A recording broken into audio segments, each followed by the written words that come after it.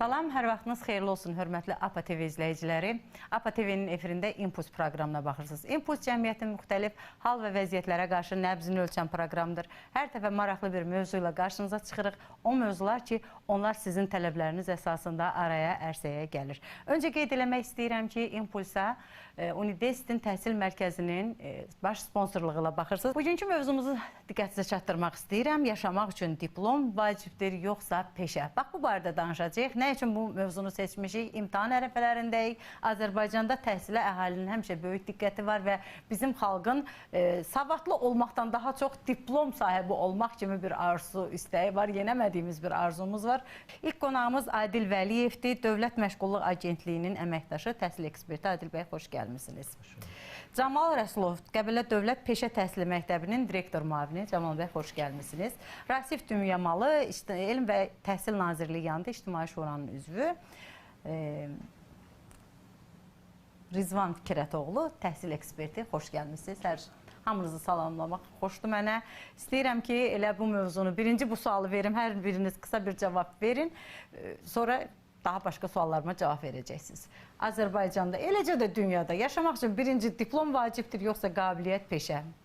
Adil bəy. Düşünürəm ki, hər ikisində özünə məxsus bir rolu var. Çünki istər müəyyən bir peşəyə sahib olasan, istərsə də hər hansı bir ixtisasın sahibi olasan, sonda nəticə olaraq sən həmin ixtisasın, həmin peşənin mütəxəssisi olmalısan. Sadəcə olaraq peşə birbaşa qısa müddətdə sənin öyrənə biləcəyin və qısa müddətdə sənin gəlir əldə eləyə biləcəyin bir sahədir.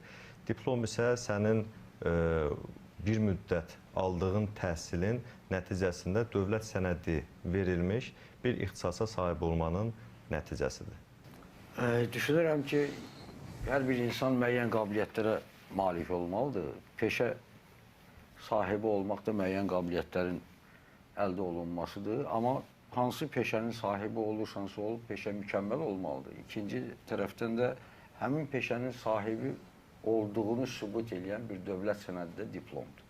Düşünürəm ki, yəni gələcəkdə diplom, sertifikat almaq üçün müəyyən təhsil müəssisələrində müəyyən dövr keçirmək lazımdır. Hansısa bacarıqları əldə etmək lazımdır. Diplom dedikdə mən əslində ali təhsil diplomunu nəzərdə tuturdum. Rasif bəy, siz nə düşüncədəsiniz bu barədə? Yəni gələcəyə baxmaq lazımdır. Biz keçmişə baxdığımız üçün bəzən bizim valideynlərimiz bizi məcbur edib ali təhsilə. Valideyn nəyin əsasında istiqamət verirdi? Öz təcrübəsini. Öz təcrübəsini. Əgər o ali təhsil almışdısa, deyirdi ki, get ali təhsil al. Yox, əgər o ali təhsil almamışdırsa, amma baxırdı ki, cəmiyyətdə ali təhsillərə hörmət var, özənir, deyirdi ki, get sən də ali təhsil al. Yəni, dolayısıyla bizim diplomlu olmağımızı istəyən valideynlərimizdir. Buraxsaydılar, bəlkə biz daha peşəkar, daha yaxşı bacarıqlar və daha çox pul qazanan olardıq, diplomsuz olardıq. Ümumiyyətlə, Azərbaycanda bugün inkişaf eləmək üçün, yaşamaq üçün bacarıqlar daha öndədir. Diplom sadəcə sənin o yola getməni təsdiqləyən bir sənəd rolunu oynayır. Yəni, bacarıq önəmlidir. Bu, ali təhsil də ola bilər, peşə təhsil də ola bilər. Sadəcə məsələ bundan ibarətdir ki, biz özün görmək istəyən insanı daha başqa pilləri ata bilmir. Əgər bir insan bal toplaya bilmirsə, ümumiyyətlə bunun həvəsi ona yoxdursa və bu nöqteyi nəzərdən peşə təhsili onun üçün ən alternativdir. Məsələn, kimsə IT mütəxəssis olursa, aya 10.000 qazanırsa, bu o demək deyil ki, bizim övladımız da elə olacaq. Yəni, biz onu məcbur harasa aparmamalıyıq. Yəni, insan öz istəyinin arxası etmir. Sadəcə biz istiqamət verə bilərik, amma məcbur etməməliyik. Camal müəllim, sizə sual vermək istəyirdim. Peşə məktəbinə tələbat nə dərəcədədir? Sizin rəhbərlik elədiyiniz o peşə məktəbinə gələn uşaqlar varmı? Əsasən hansı ixtisaslara üstünlük verirlər? Zəif oxuyub gələnlərdir, yoxsa elə peşə sahibi olub arzuyla peşə? Gəlin belə deyək də, bugün artıq zaman dəyişdiyi üçün işə götürənlərin tələbi də dəyişib. Bugün işə götürən birinci növbədə heç vaxt diplom soruşmur. Birinci növbədə soruşur ki, nə bacarırsan? İşə müraciət edən insan üçün. Ondan sonra diplom tələb oluna bilər. Burada bayaq müəllim qeyd elədiyi kimi yumşaq bacarıqlar önəmlidir. Nə qədər etikdir bu insan, nə qədər bu öz dilində ünsiyyət qura bilir, nə qədər xarici dil bilir və ikinci növbədə də peşə bacarıqları əsasdır. Bugün mən region peşə təhsil mərkəzində çalışıram. Bizim peşə təhsil mərkəzində 1000 nəfərdən çox tələbə təhsil alır. Eyni zamanda Azərbaycanın 45 regionundan, rayonundan 250-dən çox tələbə bizdə təhsil alır və yataqxanada yaşayırlar. 37-yə qədər ixtisasımız var. Burada həm aqrar ixtisaslar, əsasən turizm ixtisaslarıdır və peşə təhsilinin bütün səviyyələri, ilk peşə, texniki peşə və yüksək peşə təhsili səviyyələrində tədris aparılır. 100-dən artıq işə götürən müəssisə ilə xırda, kiçik, böyük, sahibkardan müqavilələr bağlayırıq. Tələbələrimizin təcrübələrini təşkil edirik. Hətta aqrar sahə üzrə Almaniyada tələbələrimizin təcrübəsini təşkil edə bilmişik. Keçən il Türkiyədə turizm sahəsində olan, bəli, bu ildə turizm sahəsində tələbələrimiz Türkiyədə təcrübə keçəcək. Elə onu soruşacaqdım ki, baza təminatınız nə dərəcədə? Tutaq ki, gəlib şagirdiniz, tələbəniz aşpazlıq oxuyur. Oxumaq üçün təbii ki, o bişirməlidir. Bişirmək üçün də müəyyən ləvazimatlar lazımdır, ərzaqlar lazımdır və o bir təfəyə gözəl bişirməyəcək, yandıracaq, əzəcək. Yəni bunun təminat var mı?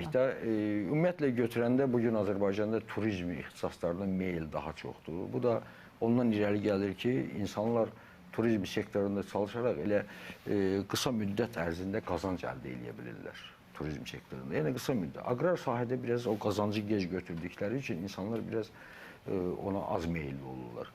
Bəli, bugün peşə təhsil müəssisələrində o infrastruktur sözsüz ki, Avropa səviyyəsində olmasa da, məsələn, bizdə 2017-ci ildə tikilmiş məktəbdir. Yəni, bugün normal şərait var. Əslində, bizim məktəb 2 təhsil müəssisəsinin bazasında yaradılıbdır, Nazirlər Kabinetinin. Bir əvvəl vardı Qəbələ Peşə Məktəbi, bir də vardı Qəbələ Turizm, Otelçilik üzrə peşə tədris mərkəzi. İkisinin bazasında yaradılıbdır. Amma bundan bir çıxış yolu var. Çıxış yolu bayaq müəllim qeyd elədi Almaniya peşə təhsilini, yəni dünyaya nümunə olacaq bir təhsil sisteminin bir işartları da artıq Azərbaycanda var. Məsələn, biz 2016-cı ildən dual peşə təhsili və təlimi istiqamətində fəaliyyət göstəririk. Dual nə deməkdir? İkili, yəni həftənin müəyyən günləri nəzəri təlimi məktəbdə, praktik təlimləri iş yerində, birbaşa iş yerində mentordan, orada çalışan ustadan, orada çalışan şefdən götürür. Və bu eyni zamanda məzunların həm deyək ki, əmək bazarında bir inteqrasiyasını, ikinci bir tərəfdən adaptasiyasını yüksəldir və üçüncü bir tərəfdən də sahibkarın gözü qarşısında yetişmiş olan bir kadr olur və eyni zamanda təhsil aldığı müddətdə də, məsələn, bizim belə kifayət qədər tələbəmiz var. Həm bizdə təhsil alır, dövlətdən təqaüd alır, həm də işə götürən onu işə götürüb orada, ona əlavə əmək haqqı verir. Yəni, bu stimul yaradır insanlarda və eyni zamanda qeyd elədiyim kimi, məsələn, bizim Almaniyada təcrübədə olan tələbələrimiz 8 ay müddətində olub. Əsasən bu baytarlıq, heyvandarlıq və bitkiçilik istiqamətində olan tələbələrimiz. Məsələn, onların içərisindən məzun olan tələbələri həmən gələn kimi sahibkarlar götürdülər və yüksək əmək haqqı verirlər. Bugün çalışırlar. Eyni zamanda keçən il Türkiyədə, Türkiyənin Antalya, Bursa şəhərlərində istehsalat təcrübəsi keçmiş turizm sektorunun uşaqları, məsələn, kifayət qədər tələbəmiz bugün yüksək əmək haqqı ilə Azərbaycanın gözəl otellərində çalışırlar. Aşpaz kimi, restoran meneceri kimi və bu istiqamətdə atdığımız addımlar, sahibkarlarla olan əməkdaşlığımız bugün məsələn regionun böyük otellərinin bizə müraciət eləməsi gətirib çıxar. Məsələn, adlarını deçəmirəm reklam üçün. Azərbaycanın ən gözəl otelləri, ən böyük otelləri, məsələn, bugün otellərdə bizim 16 tələbəmiz çalışır, hal-hazırda təcrübədədirlər. Məsələn, bizim Qəbələmizin özündə yerləşən bütün otellərdə bizim tələbələrimiz var. Yəni, bugün tələb nədən ibarətdir? Onlar sözsüz ki, Qəbələdə bir peşə məktəbi var deyə ona aşiq olmayıblar. Hər tərəfdə var. Amma əsas məsələ burada kadrların hazırlanmasıdır. Kadrın hansı səviyyədə hazırlanmasıdır. Digər tərəfdən biz Dövlət Məşğulluq Agentliyi ilə çox əhatəli şəkildə işləyirik. Yəni, keçən illərdə bizim qısa müddətli ixtisas kursları olubdur. Biz əmək yarmarkalarını öz məktəbimizdə keçiririk Məşğulluq Agentliyi ilə. Yəni, biz məzunlara bunu təqdim edirik. Məzunlar orada iş tapa bilirlər.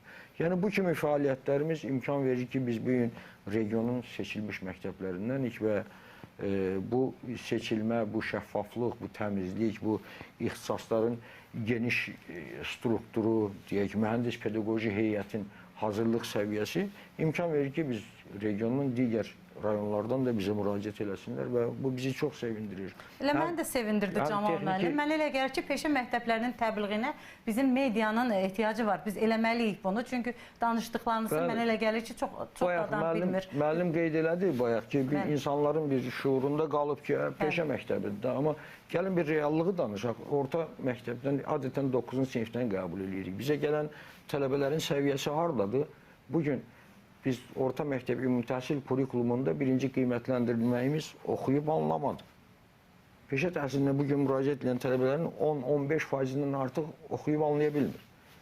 Amma bunlara bir əl vərdişi vermək lazımdır ki, bu əl vərdişləri sonra bacarıqlara çevrilsinlər, bu ilkin addımlarını atsınlar və bu sahədə də sözsüz ki, mühəndis pedaqoji heyətin, həm ixtisas fən müəllimlərinin, həm istehsalat təlim ustalarının, müəssisələrdə mentorların yeni yanaşmalar tələb edir. Fərdi yanaşmaq lazımdır. Əgər bir tələbə, üzr istəyirəm ifadəmə görə, danışa bilmirsə, mən bir misal çəkəcəm sizə, mənim yaxın qohumlarım vardı, Mingəçevir şəhərində yaşayırdılar. Ər və arvad, heç biri danışa bilmirdi, lal idilər. Amma onlar o regionun ən gözəl avtomobil çixollarını tikən adamları idi. Hamı onların yanına gedərdi, amma insanlar danışa bilmir. Bugün tələbələr arasında beləsilər də var, sözsüz ki, deyək ki, müəyyən sağlamlıq imkanları məhdud uşaqlar da var. Yəni, xüsusi yanaşma tələb edir ki, bu adamlar nəyisə öyrənsinlər və nəyisə tətbiq eləyə bilsinlər və müəssisələrdə də bugün tələbat birinci növbədə diploma deyil. Və o şərait yaradılırmı ki, o fiziki məhdudiyyətli insanlar da sizdə tam səviyyəli, keyfiyyətli təhsil ola bilsinlər? Sağlamlıq imkanları məhdud uşaqlar üçün də şərait yaradılır. Sözsüz ki, bizdə o qədər çox deyil bu. Yəni, o tələbələrin sayı çox deyil. Amma biz müraciət edən hər bir insana, hər bir abituriyentə çox yüksək səviyyədə yaxınlaşırıq və yüksək səviyyədə də onların tədrisinə məşğul olur. Peşə yönümü deyilən bir tədbirlər var. Peşə yönümü tədbirləri ibtidai sinifdən başlanmalıdır. Bəzən biz övladlarımıza, nəvələrimizə sual veririk. Sən böyüyəndə kim olacaqsan? Nəçi olacaqsan?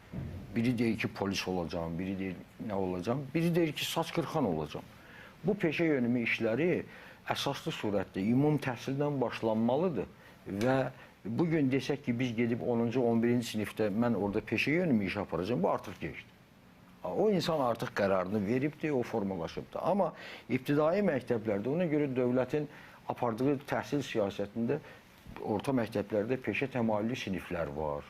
Bugün gəlin baxaq, peşə təmayüllü sinifləri qutaran neçə nəfər şagird peşə təhsilini seçibdir? Əksərən seçmirlər. 2 ya 3 nəfər hər məktəbdən. Amma bu çox vacibdir. Həm ümumi təhsil məktəblərində o, deyək ki, texnologiya dərslərini aparan müəllimlər, həm peşə təhsili müəssisələri bu işə başlamalıdır. Özdə bu qəbul prosesi ərəfəsində yox, bu sentyabrdan başlanılmalıdır. Dərs başlayan gündən peşə yönümü işləri aparılmalıdır və biz də bu sahədə iş aparırıq. Sözsüz ki, rayonumuzun hardasa 80% məktəbində biz bu təbliğat işlərini aparmışıq, öz reklamlarımızı yayırıq, bukletlərimizi, təqdimatlarımızı eləyirik. Eyni zamanda açıq qapı tədbirləri keçiririk. Açıq qapı tədbirimiz olacaq bu yaxınlarda. Keçən il, məsələn, sən də peşəyə gəl, belə bir festival keçirdik. Qəbələdə çox möhtəşəm bir ətraf regionları dəvət elədik. Yəni, Peşə Təhsil Dövlət Agentliyində rəhbərləri iştirak elədilər. Yəni, bu kimi silsilə tədbirlər olmalıdır ki, insanlar xəbərdar olsunlar. Hamı köklənməli deyil ki, ali təhsilə gedək. Ali təhsil düzdür, hamı üçün ola bilsin ki, hər kəs üçün prioritet sayılır, vacib sayılır. Amma bugün ailəyə qazanc gətirmək üçün, tez əmək bazarına girmək üçün mütləq peşə təhsili lazımdır. Və bu peşə təhsili qısa müddətli, müəllim qeyd elədi, qısa müddətli. Məsələn, bizdə bu saat sosial-iqtisadi inkişaf strategiyası Cənab Prezidentin sərəncamına verilmiş. Həmin strategiya çərçivəsində qısa müddətli təlimlər gedir bizdə. 2 aylıq, hətta 48 saatlıq. Məsələn, rəqəmsal media və marketinq. Yəni, müəllimin qeyd elədiyi kimi, bu ixtisaslar, hansı ki, bugün çevik ona keçmək lazımdır, reklam olunmalıdır. Məsələn, rəqəmsal media və marketinq üzrə mütəxəssis deyəndə, müraciət edən insanlar elə bilirlər ki, bu marketdə çalışan bir adam olacaq. Yəni, bunu bilmirlər. Videoqraf, hamı videoqraf axtarır. Azərbaycanın əmək bazarında indi daha çox hansı ixtisasa, peşəyə ehtiyac var? Bu barədə hər birinizə sual verirəm, deyə bilərsiniz. Hazırda əmək bazarının tələbləri olan ixtisaslar arasında data analitikadır, IT sahəsi üzrə olan ümumiyyətlə ixtisasların bir çoxudur. mühasibatlıq da hələ də demək olar ki, Azərbaycanda əmək bazarında tələb olunan ən çox peşələrdən biridir. Amma operator, mühasib operator, yəni real icra eləyəndə hər ikisi də mühasibatlıqda, mühasib operatorda, hər ikisi də tələb olunan peşələrdəndir. Eyni ilə demək olar ki, satış sahəsi üzrə ən çox axtarılan peşələrin sırasındadır. Sizcə Azərbaycanlı mütəxəssislər, hansı ki, məsələn, mən Azərbaycan dili müəllimiyəm deyək ki, və günün birində xaricə köçsəm, Amerikada mənim Azərbaycan dili müəllimliyim işə yaramayacaq. Amma mən yaxşı bir dizayner olsam, tutaq ki, bərbər olsam, gözəllik ustası olsam, yaxud şirniyyat ustası olsam, yəqin ki, özümə bir iş tapa biləcəm. Bu mənada bizə peşəni öyrənmək hər birimizə lazımdır. Qeyd elədiniz ki, diplomu olanlar da gedirlər, öyrənirlər.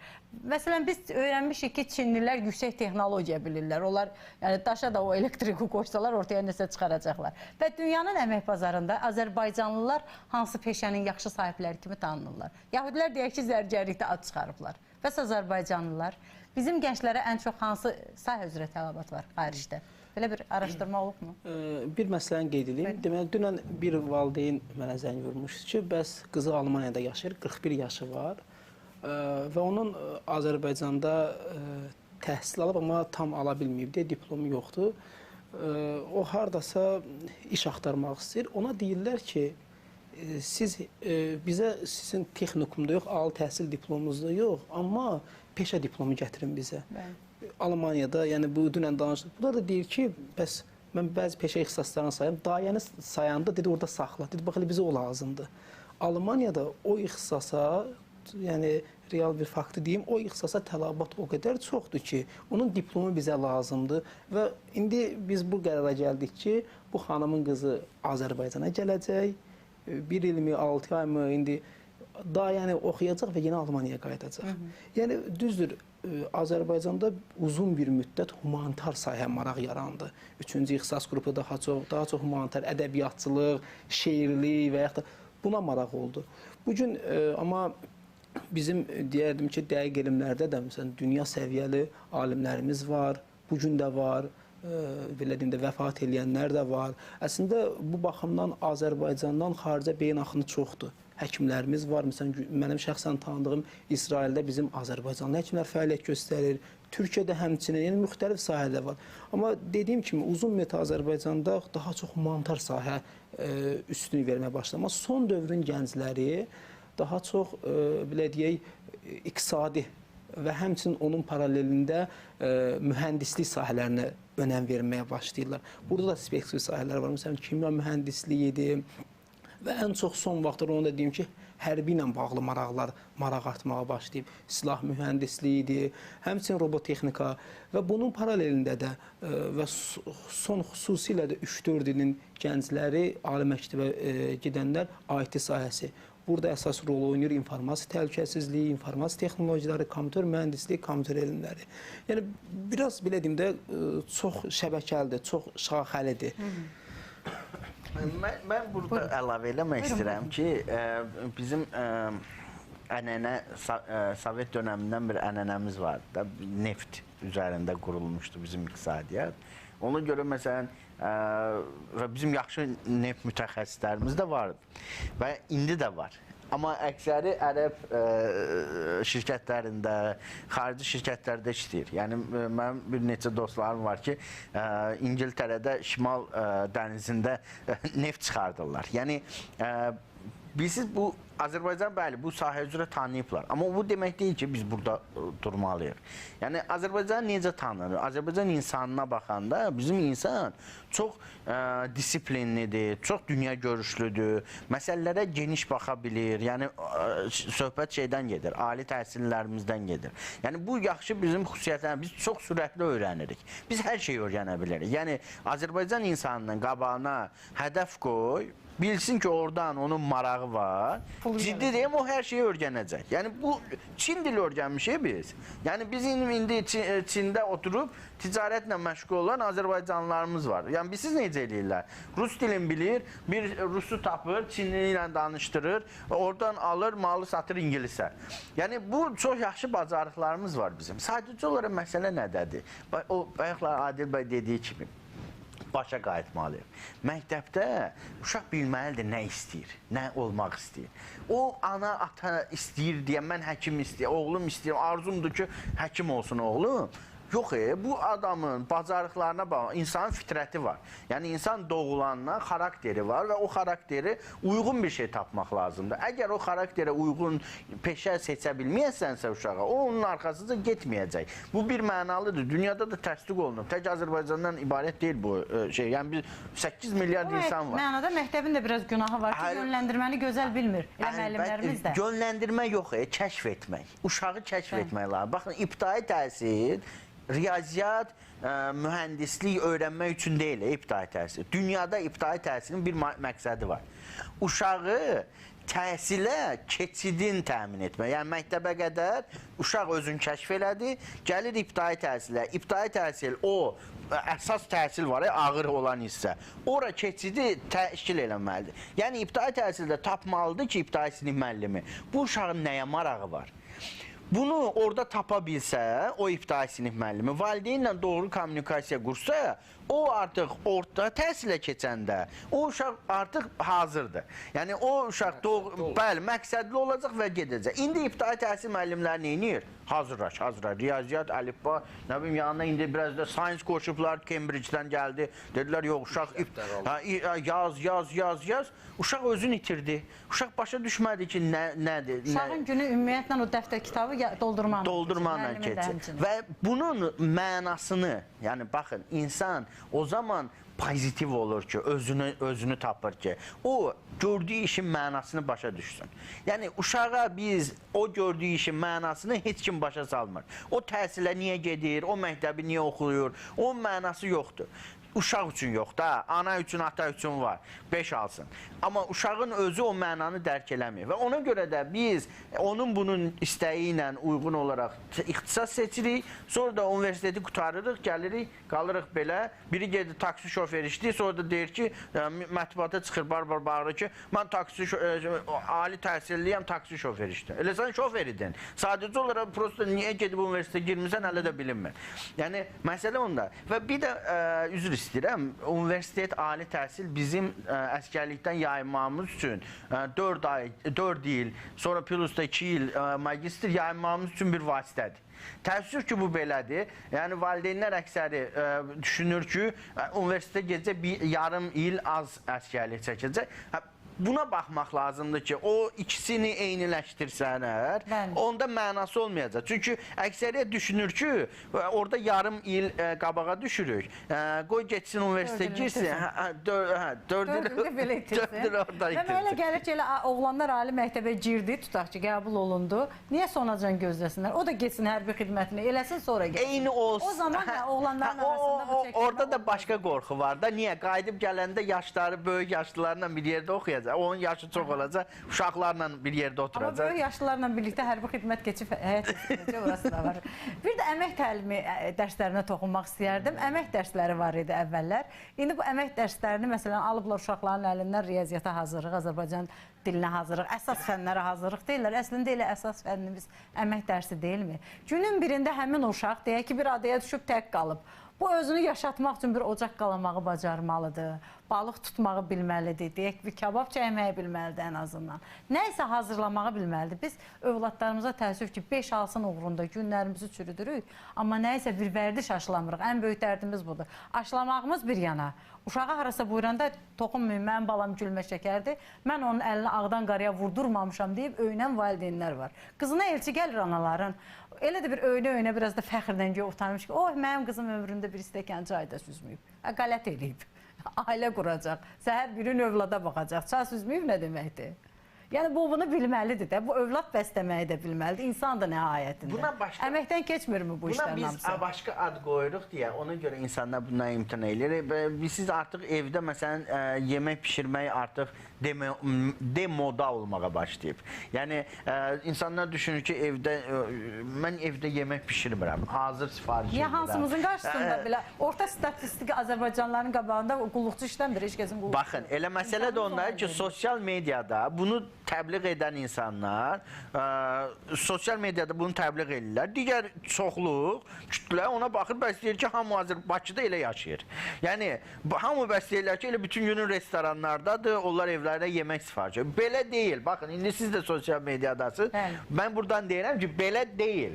Bizim də evdə yemək pişirirlər, qab yuyurlar. Nə bilim, bizim də evdə krant partlayır, bizim də evdə şlanq partlayır, krant xarab olur. Biz onu dəyişirik. Mən dəyişirəm. Evinin həm xanımı, həm nökəri deyə bir ifadə var. Bəli, yəni əgər sən evi idarə eləyə bilməyəcəksənsə, yəni bir kişidən danışırıqsa, bir oğlan uşağından danışırıq, sabahları bir oğlan uşağı evindəki bir krantı dəyişə bilməyəcəksə, yəni bir xarab olan bıçağını itiliyə bilməyəcəksə. Ondan ötürü də ustaya hər dəfə pul verəcəksə, usta 5 manat əvəzinə 15 manat tələb edirsə, haqlıdır.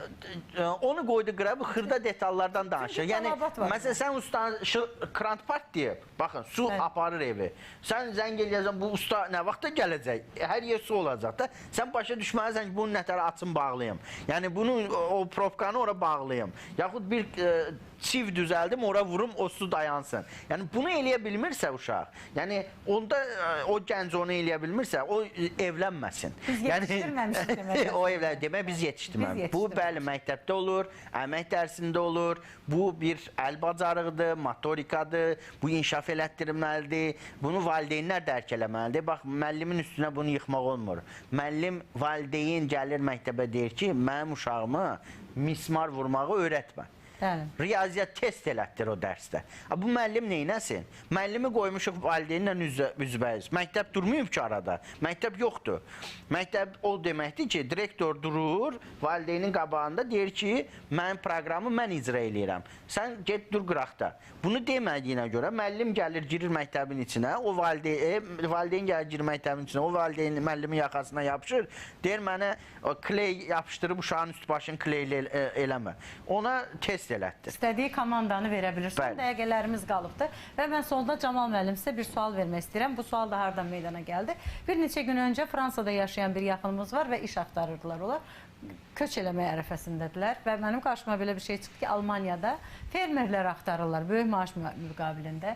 Soruşdum ki, siz də gedə bilərsiniz, rayon insanları olmuşsunuz. Dedilər, yox. Orada fermer olmaq üçün xüsusi məktəbdən keçmək lazımdır, heyvana baxmaq üçün. Siz də az öncə dediniz ki, tələbələriniz Almaniyada təcrübələr keçiblər. Sizin məktəbin tələbələri, sizin məktəbin məzunları bitirdikdən sonra onların sertifikatları Almaniya kimi belə işçiyə ehtiyacı olan ölkələrdə tanınırmı? Yaxud gedib orada yenidən oxumalıdır? Mən onu deyim ki, əvvəl təcrübədə olan tələbələrimizdən, məzunlarımızdan birini doğrudan Almaniyadan dəvət elədilər geri ki, gəlib bizdə çalış. Yəqin ki, o tələbəmiz gedəcək, o məzunumuz gedəcək, amma əslində getmək istəmirdi, amma deyək ki, onun xərci zadı çoxdur deyə istəyirdi geçsin. Almaniyada olan tələbələrimiz belə bir şeyi etiraf elədilər bir dəfə. Biz tez-tez onlarla WhatsApp üzərindən görüşlər keçirirdik. Dedi ki, müəllim, mən bilsəydim ki, doğrudan burada belədir, mən mənə verilən o kitabları mən gerək axıra kimi oxuyub gələydim. Alman heyvanın xəstəlikləri haqqında danışır, buna sual verir ki, sənin bundan məlumatın varmı? Bu da cavab verir ki, yox, deyir ki, mən sənə niyə anlatıram bunu, sən ki, bundan məlumatsızsan. Yəni, bugün biz nə qədər desək ki, bizə praktik bacarıqlar lazımdır, hər bir şeyin bir nəzəri əsası var. Bugün heyvandarlıq nəzəri əsasdan, nəzəri bilik olmadan inkişaf edilməz. Belə onu deyirdim ki, müqayisəli olanda xaricilərdən bizimkilərin təhsilində, peşə təhsilində uyğunluq varmı? Bitkiçilik sahəsi də belədir. Bugün elmə əsaslanmalıdır. Bitki əkinçiliklə məşğul olmaq, heyvandarlıqla məşğul olmaq. Bugün xaricdə bizim tələbələrimiz var. Kifayət qədər məzunlarımız bizim Almaniyada daha çoxdur. Ən çox da deyək ki, inşaat sahəsində, santexnika sahəsində olan məzunlar. Çünki bizə müraciət edən biz insanları görürük. Hətta içərilərində hüquq fakültəsini belə bitirmiş məzunlarımız var ki, onlar gəlib bir il bizdə santexnik ixtisas alıblar və Almaniyaya getmək üçün. Çünki orada artıq peşə təhsili mütləq vacib sayılır. Bugün avtomobil təmiri ilə məşğul olanlar, santexnika işi ilə məşğul olanlar, elektrik işi ilə məşğul olanlar. Yəni bunların birinci növbədə o nəzəri bilikdən əlavə mütləq praktik bacarığı da olmalıdır və o bacarıqlar sözsüz ki, peşə təhsilində verilir. Ali məktəbdə heç vaxt heç kimsə biologiya dərsindən bir mövzunu oxuyub deyə bilməz ki, mən bu bitkini necə qurudacam. Amma deyək ki, bir bitkicilik mütəxəssisində oxusa, o biləcək ki, bitkiyi necə qurutmaq lazım, hansı dərmanla, hansı gübrədən istifadə etmək lazımdır. Yəni ziyanverici bitkilərdən... Yəni bizim peşə məktəblərimiz xarici ölkələrlə müqayisədə yetəri dərəcədə keyfiyyətlidir demək belə istədir. deyək də, bu Sahələrimiz eynidir. Baxın, kitablar eynidir. Məsələ kitabda deyil. Üzr istəyirəm, müdaxilə elədim. Kitabda deyil, məsələ o kitaba necə yanaşmadadır. Bizim insan o kitaba doğru yanaşmır. Yoxsa o Alman da onu oxuyur, biz də eyni şeyi oxuyuruq. O daha disiplinli. Çox üzr istəyirəm. Yəni bu gündəlik həyatda rastlaşdığımız bir şeydir. Gəlin belə deyək də, valideynlərin özündə çox böyük günah var. Laf peşə təhsilinə münasibətdə də nə deyir? Deyir ki, mən uşağım oxuyursa orta məktəbdə oxuyurdu. Orta məktəbdə oxunan kimya, biologiya, riyaziyyatla peşə təhsilində oxunan kitablar tamamilə fərqlidir. Bu sənə həyati bacarıq verir. Bu sənə deyək ki, bugün lazım olan bacarığın haqqında qısa məlumat verir. O orada elmi məlumat verir sənə. Yəni buna yanaşma. Mən bir kiçik nüansı deyim. Bu yaxın günlərdə Bakıda bir festival var idi. Biz də orada iştirak edirdik. Məktəbin yeni verilmiş kitabxanasında olan kitabları orada düzdük üzümçülük sahəsində. Azərbaycanın böyük iş adamlarından biri şərabçılıqla məşğul. İnanırsınız, o kitab satışda yoxdur. O kitabı almaqdan ötürü haralara kimi zəng eləmədi ki, o kitabı mən əldə eləyim. Yəni bu, belə deyə, böyük bir sahibkardır və bunun o kitabı almağa sözsüz ki, çoxlu imkanları var, amma əldə eləyə bilmir. Niyə? Orada qiymətli məlumatlar var. Peşəkarların, mütəxəssislərin yazdığı məlumatlar var. Ona görə çox vacibdir. Zamanımız başa çatır, çox maraqlı danışırdıq, amma zaman bitmək üzrədir. Mən hər birinizə təşəkkür eləyirəm və diqqətinizə çatdırım ki, İmpulsun bu buraxılışına UNIDES Təhsil Mərkəzinin baş sponsorluğu ilə baxdınız. Belə, bugün deyəcəyimiz bu qədər idi. Hər kəsin uşağı, övladı alim olmaya bilər, amma mütləq şəkildə adam olmalıdır, cəmiyyətə yetərli, yararlı vətəndaş olmalıdır.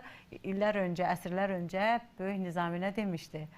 Kamil bir palançı olsa da insan, yaxşıdır yarımçıq papaqçılıqdan. Çalışın ki, övladlarınızın gələcəyi üçün diplom dərdinə düşməyin. Olsun, demirik diplom olmasın. Ali təhsil də önəmlidir. Amma ilk növbədə bir bacarığı olmalıdır ki, o həyatını qazana bilsin və gələcəkdə quracağı ailəni də arxasıca lokomotiv kimi çəkib apara bilsin. Belə, bugün deyəcəyimiz bu qədər idi. Ümid eləyirəm, yararlı məlumatlar verə bildik. Sağ olun, salamat qalın.